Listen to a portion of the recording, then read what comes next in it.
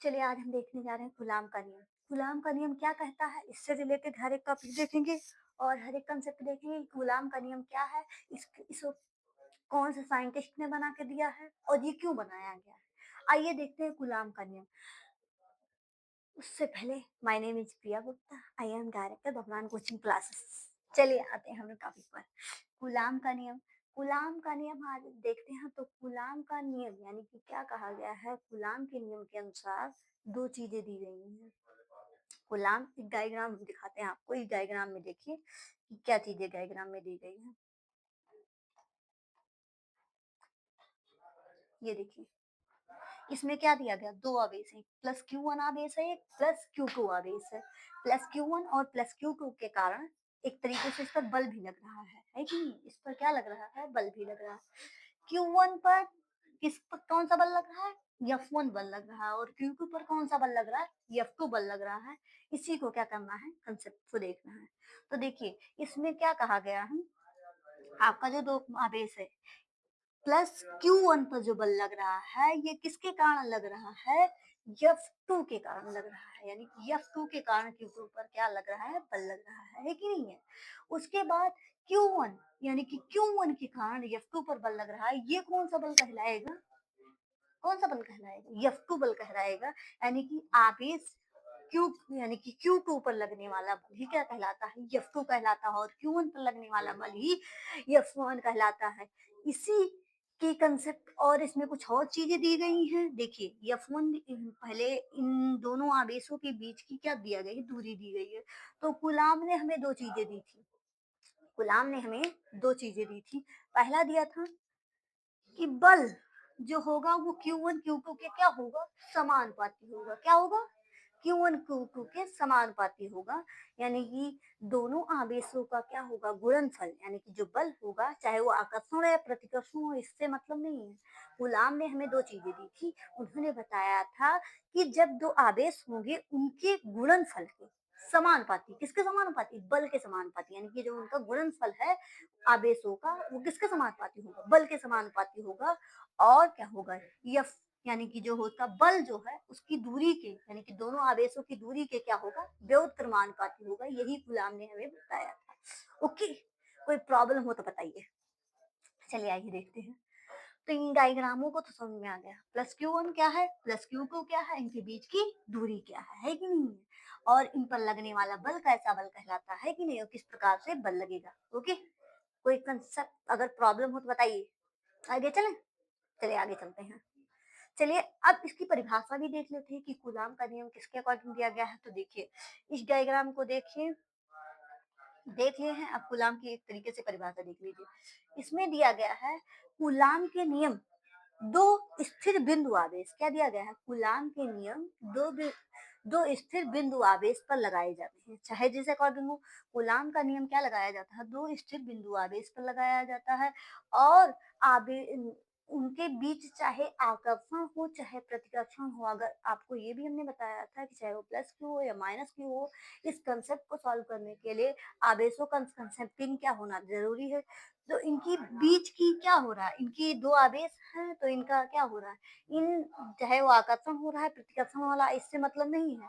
तो दो स्थिर बिंदु आवेश है कि नहीं, कूलाम का मेन परिभाषा यही है कि दो स्थिर बिंदु आवेश के अनुसार चाहे उनके बीच आकर्षण हो या प्रतिकर्षण हो, बट उनके आवेशों के गुणनफल और उनके बीच की दूरी के व्युत्क्रमानुपाती होगा, है कि नहीं। आवेशों के गुणनफल के समानुपाती और उनके बीच की दूरी के व्युत्क्रमानुपाती होगा। यही क्या कहलाता है, कूलाम का नियम। अब चलिए समीकरण फर्स्ट तथा सेकंड से, कोई प्रॉब्लम, समीकरण फर्स्ट और समीकरण सेकंड, इन दोनों समीकरणों के अकॉर्डिंग आपने देखा होगा Q1 Q2 के और उनकी दूरी के वर्ग के व्युत्क्रमानुपाती, दोनों समीकरणों को इक्वल रख लिया। अब आगे कंसेप्ट देखते हैं कि नॉर्मल सी बात जान लीजिए, समानुपाती का सिंबल हम ऐसे नहीं हटाते हैं। इसका कंसेप्टिंग अलग-अलग तरीका होता है, तो समानुपाती का सिंबल हम ऐसे तो नहीं हटा सकते हैं। इसको हमें देखना ज़रूरी है। तो चलिए देखिए, एफ जो होगा वो डायरेक्टली प्रोपोर्शनल होगा, हमने क्या बताया Q1 Q2 के, है कि नहीं? तो इसका हम सिंबल हटाते हुए एक इसकी जगह पर एक कांस्टेंट लगा देते हैं, चाहे जो कांस्टेंट हो। तो इसको कांस्टेंट लगा दिया, तो ये क्या हो जाएगा Q1 Q2 अपॉन में आर स्क्वायर। समानुपाती का सिंबल हटाना भी ज़रूरी है और उसके जगह पर एक कांस्टेंट भी लगाना ज़रूरी है। अब ये क्या हो जाएगा, जहाँ यहाँ लिख लीजिए फेर k इज इक्वल टू क्या होता है 1/4 पाई एप्सिलॉन नॉट, है कि नहीं? यानी कि निर्वात में विद्युत क्षेत्र की तीव्रता को देखते हैं, है कि नहीं? निर्वात में उसका बल लगने वाला है, यानी कि निर्वात में कितना लगता है, इसको कहते हैं निर्वात का मान। सही है? चलिए आइए देखते हैं। तो इसके जगह पर हम रख देते हैं एफ इज इक्वल टू के Q1 Q2 अपॉन में आर स्क्वायर। कोई दिक्कत, कोई प्रॉब्लम हो तो बताइए। हम्म, कोई दिक्कत नहीं? कोई दिक्कत, चलिए आगे चलते हैं। कोई दिक्कत हो तो बताइए अभी, कोई प्रॉब्लम नहीं? चलिए आगे चलते हैं। गुलाम का नियम अगर समझ में आ गया, छोटा टॉपिक है, इंपॉर्टेंट भी है, आता भी है, 1-2 नंबर में आएगा, तो इसको करना जरूरी है आपके लिए, है कि नहीं? आगे चलते हैं। अगला अगला बेस देखते हैं, अगला डेफिनेशन देखते हैं।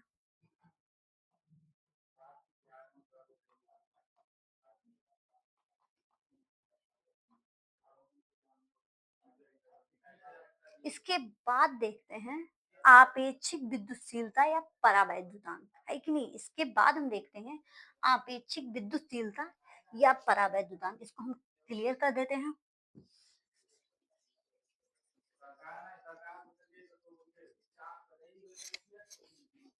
आपेक्षिक विद्युतशीलता या परावैद्युतांक के बारे में हम देखेंगे कंसेप्ट।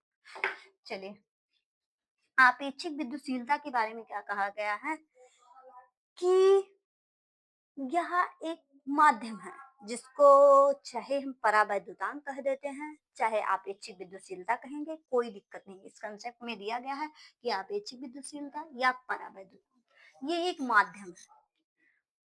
परावैद्युतांक मतलब कोई माध्यम हो, चाहे वो तेल का माध्यम हो, हवा का माध्यम हो, पानी का माध्यम हो, ग्लास का माध्यम हो, उससे कोई डिपेंड नहीं करता। बट होना क्या चाहिए, एक माध्यम। एक कंसेप्ट आपको क्लियर दिया होगा कि एक माध्यम होना चाहिए, इससे रिलेटेड क्या क्या कंसेप्ट होते हैं ये भी देखना जरूरी है कि नहीं है? चलिए आइए देखते हैं। इसमें दिया गया है कि एक भौतिक राशि दो नाम है, एक भौतिक राशि के दो नाम है। क्या कहा गया है? एक भौतिक राशि के दो नाम है जिनका उपयोग या हम देखो जिनका उपयोग यह बताने के लिए किया जाता है कि कोई माध्यम अपने भीतर विद्युत क्षेत्र कितना कम देता है। यानी कि यह बताने के लिए किया जाता है कि कोई माध्यम अपने एरिया में कितना विद्युत क्षेत्र कम देता है, इसी को कहते हैं परावैद्युतांक। ओके, कंसेप्ट क्लियर नहीं हुआ है तो फिर से चलते हैं हम अपने अपने टॉपिक पर। चलिए आइए देखते हैं। देखिए, परावैद्युतांक का मतलब होता है कि प्रकाश की चाल या इलेक्ट्रॉनों की चाल, प्रोटॉनों की चाल, आवेशों की चाल कोई भी हो, किस माध्यम में कितना चलती है, ये कंसेप्ट। यानी कि किस माध्यम में कितनी स्पीड से चल सकती है, वो माध्यम कितना कम एब्जॉर्बिनेशन देता है, यही कहलाता है परावैद्युतांक। समझ में आया? नहीं समझ में आया? आगे चलते हैं। चलिए देखिए कि कोई माध्यम है, जैसे यहाँ पानी का माध्यम है, इसके बाहर क्या है, हवा। सही है? अब पानी जो होगा वो हवा से क्या करेगा, प्रकाश की चाल यानी कि इलेक्ट्रॉनों की चाल, प्रोटॉनों की चाल, आवेशों की चाल को क्या कर देगा, थोड़ा सा कम कर देगा, अपने अंदर क्या करेगा, एब्जॉर्ब। बट हवा क्या होगा, उससे इक्वल रहेगा। यानी कि उसका पॉइंट जो है वो क्या हो जाएगा, इक्वल रह जाएगा। कंसेप्ट भी उसका इक्वल रह जाएगा, उसमें कोई सॉल्यूशन नहीं रहेगा, वो कंसेप्ट भी नहीं दिखाया जाएगा कि किस अकॉर्डिंग है कि नहीं है। ये क्या करेगा, आराम से किसी माध्यम को जाने देगा। किसकी अपेक्षा, पानी की अपेक्षा। किसकी अपेक्षा, पानी की अपेक्षा क्या कहलाता है, हवा में क्या होगा, उसका चाल क्या होगा, बहुत अच्छे तरीके से होगा, है कि नहीं? या फिर आपको चाल देख लिया, है कि नहीं? लेकिन उस आवेशों को चलने के लिए किसी न किसी ज़्यादा ही मीडियम की ज़रूरत होगी, है कि नहीं? कितनी तेज़ वो चलेगा, वो किस पर डिपेंड होगा? इस माध्यम के। तो हवा की अपेक्षा कितनी तेज़ होगा? पानी में, है कि नहीं है? यानी कि किसी के ऊपर बल लगता है तो वो पानी में तेज़ी से लगेगा। अभी आपने देख सुना होगा कभी-कभी कि जब हम किसी कंसेप्ट को देखते हैं कि हमारे ऊपर कितना बल कोई लगाता है, यानी कि एरिया कितना कवर करता है।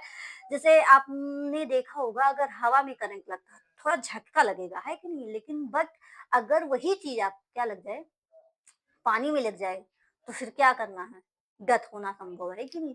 क्योंकि उसकी चाल पर डिपेंड करेगा, वो कितनी स्पीड से कितना ज़्यादा एब्ज़ॉर्बिनेशन करती है, वहाँ पर कितना अच्छा एब्ज़ॉर्बिनेशन है, वही हमारी क्या कहलाती है?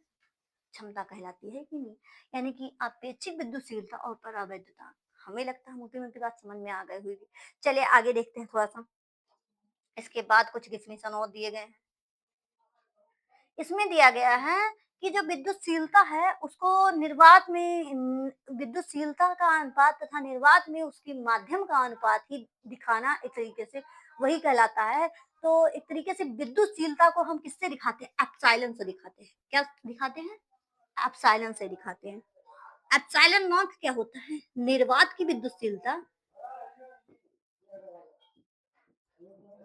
निर्वात की विद्युतशीलता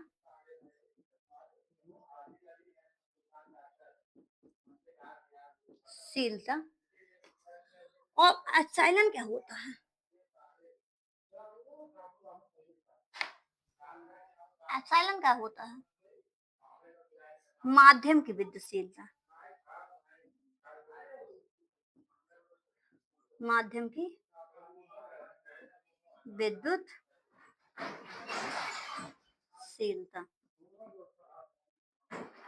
सही है? माध्यम की विद्युतशीलता इस तरीके से देखेंगे, निर्वात की विद्युतशीलता इस तरीके से देखते हैं, ये हमारा क्या हो गया? सॉल्व, सही है? अब इनका क्या कहा गया है? आपको पता है माध्यम के लिए पहले निर्वात के लिए देख लीजिए, निर्वात में लगने वाला बल,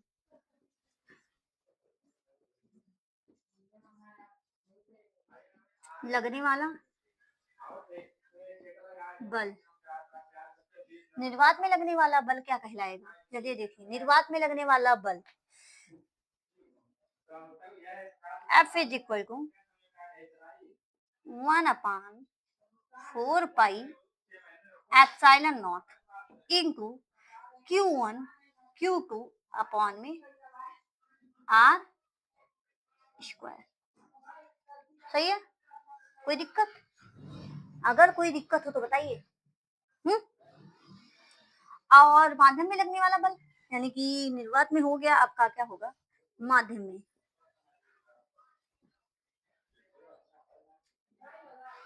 माध्यम में लगने वाला बल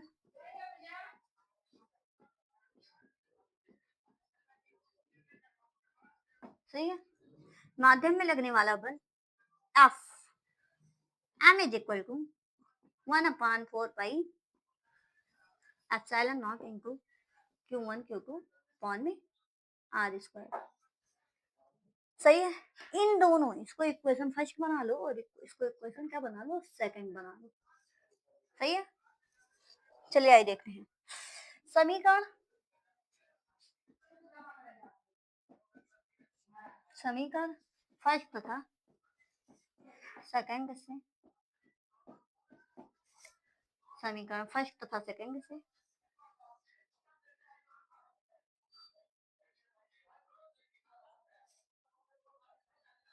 ई आर, है कि नहीं है? इनका अनुपात, दोनों का अनुपात ई आर यानी कि विद्युतशीलता, किसी माध्यम की विद्युतशीलता, है कि नहीं? उसका अनुपात देखते हैं। चलिए, निर्वात की विद्युतशीलता पहला होता है, निर्वात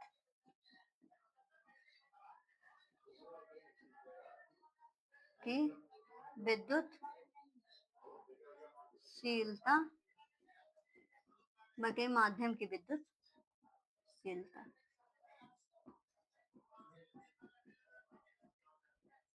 विद्युतशीलता, सही है?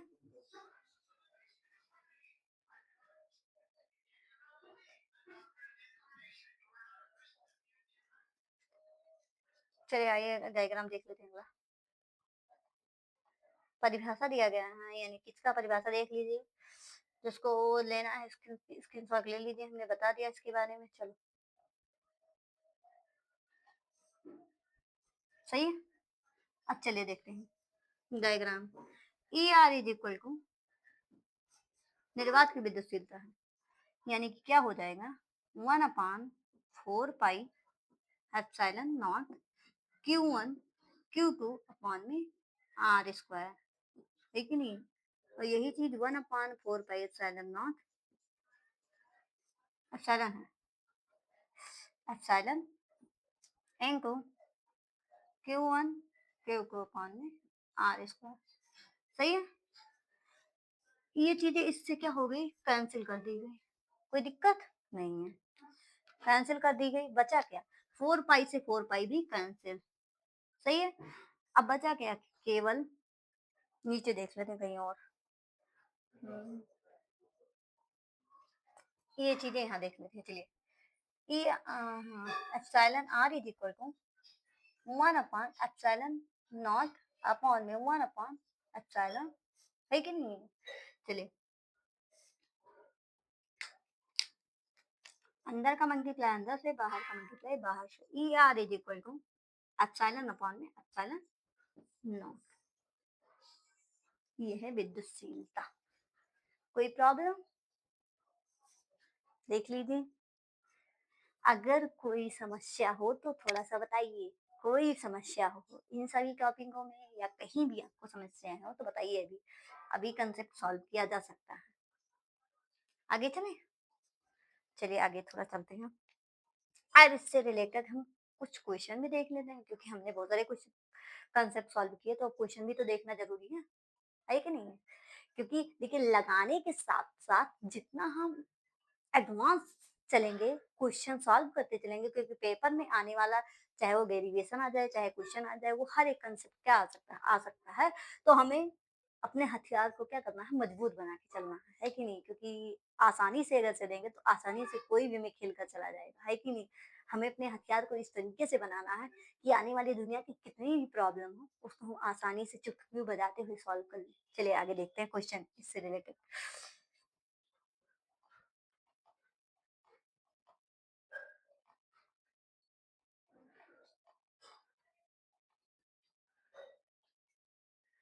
पहला क्वेश्चन आपकी स्क्रीन पर दिखाई दे रहा है। चलो 5 सेकंड का टाइम लो और आप लोग इस क्वेश्चन को सॉल्व करो।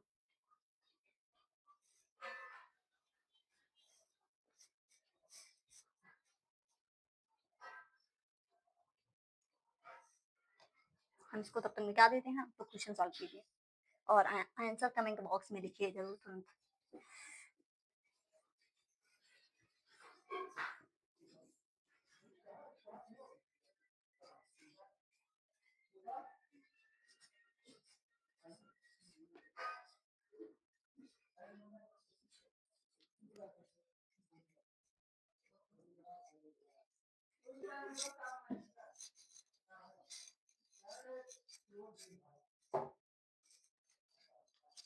हो गया सब, आपका टाइम भी कंप्लीट हो गया है, काफी देर हो गया है। चलिए आगे चलते हैं। इसमें दिया गया है दो बिंदु आवेश, आपने देखा दो बिंदु आवेश, एक डायग्राम आपने देखा, अभी हमने बताया था एक डायग्राम। चलिए डायग्राम को एक बार दिखा देते हैं, जो जो कहा गया है।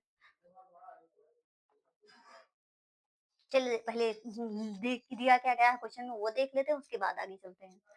चलिए इसमें दिया गया दो बिंदु आवेश, यानी कि Q1 का मान दिया गया। Q1 का मान शायद नहीं दिखाई दे रहा होगा। चलिए आगे, Q1 is equal to Q1 is equal to 1 नहीं, Q1 का मान कितना दिया गया है, +2 गुलाम। गुलाम को हम किससे दिखाते हैं, C से दिखाते हैं। और गुलाम है क्या, आवेश का मात्रक। Q2 यानी कि ये भी प्लस ही है, Q2 इज इक्वल टू +6 गुलाम। और दूरी कितनी दी गई है, यानी कि आर का मान कितना दिया गया है, 4 सेंटीमीटर। सही है। आर का मान 4 सेंटीमीटर दिया गया है। निकालना क्या है? विद्युत बल की गणना करनी है। लिखा है ना कि विद्युत बल की गणना कीजिए आगे। आइए हम क्वेश्चन को देखते हैं, कितने लोग लग जाएगा? लग गया होगा, कमेंट बॉक्स में आंसर ज़रूर दीजिए। आगे चलते हैं अपने टॉपिक पर। चलिए देखिए।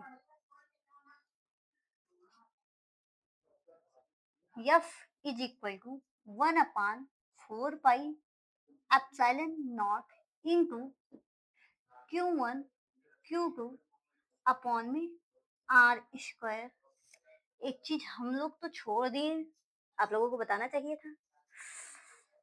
दो चीजें हमने छोड़ी है, इसका एक वैल्यू क्या होता है? 1/4 पाई एप्सिलॉन नॉट, इसका मान होता है 9 इंटू 10 के पावर 9। सही है, इसका मान होता है 9 इंटू 10 के पावर 9 और इसका मात्रक यानी कि इसका मान तो आपने देख लिया।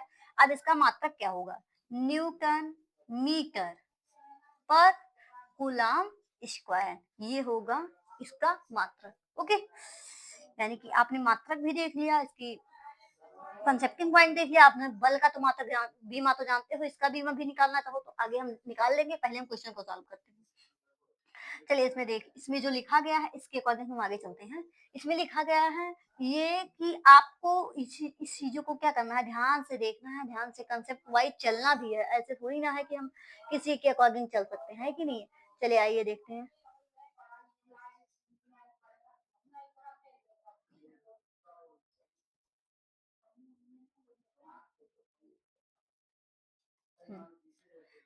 एक एप्सिलॉन नॉट का मान क्या होता है? 8.85 इंटू 10 के पावर -12।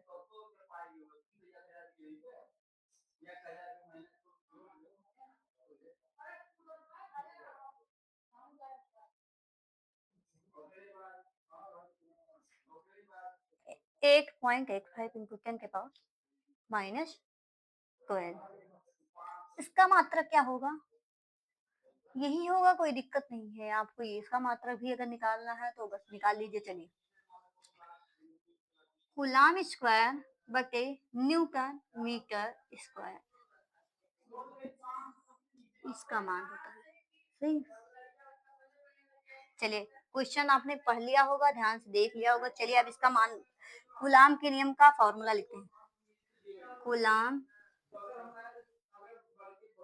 के नियमानुसार नियमानुसार कूलम के नियमानुसार आपने देखा होगा F is equal to Q1 1/4 pi epsilon not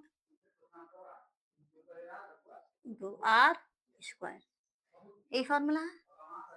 आपको दिया गया 4 सेंटीमीटर, इस सेंटीमीटर को मीटर में चेंज कर लीजिए तो आपको ये भी पता होगा कि 1 मीटर में कितने सेंटीमीटर होते हैं? 100 सेंटीमीटर होते हैं।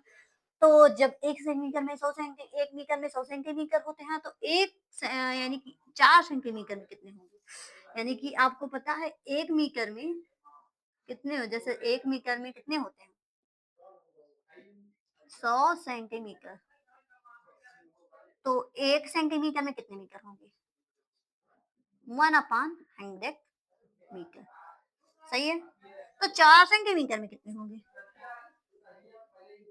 4/100 कितना हो जाएगा? 0.04, 0.04 मीटर। दूरी निकल गई, आर का मान।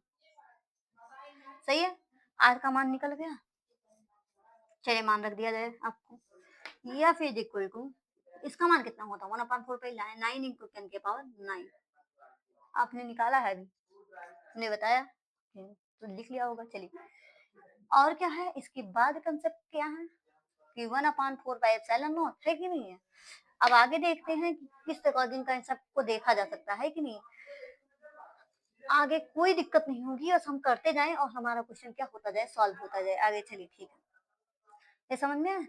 अब आगे कंसेप्ट को हम देखते हैं। इंटू Q1 का मान कितना दिया गया है? 2। Q2 का मान 6। R का मान कितना दिया गया है? 0.04 इंटू 10 के पावर स्क्वायर, है कि नहीं?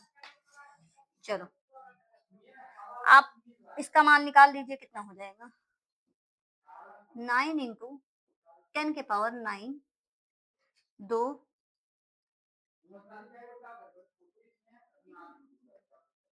16 इंटू 10 के पावर -4 ऊपर जाएगा 2 से इसको काट दिया कितना आया 8 2 से इसको काट दिया कितना आया 4 और यहाँ बचा कितना 3 3 और 27 कितना हो जाएगा 27 बटे 4 इंटू 10 के पावर ये 9 है ऊपर जाएगा तो कितना हो जाएगा 9 और 4 कितना हो जाएगा है कहीं है कि नहीं इसको सॉल्व कर लीजिए आपका क्या आ गया न्यूटन आप सॉल्व करके रखिएगा हम देखेंगे रुक जाइए ऊपर लिख दिया जाता है दिखाई ना दे रहा होगा आपको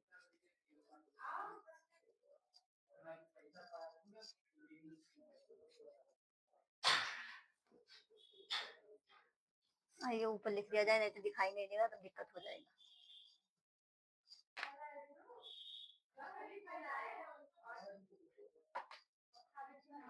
एफ इज इक्वल टू 1 तो दिखाई नहीं दे रहा F is equal to 1/4 pi epsilon not into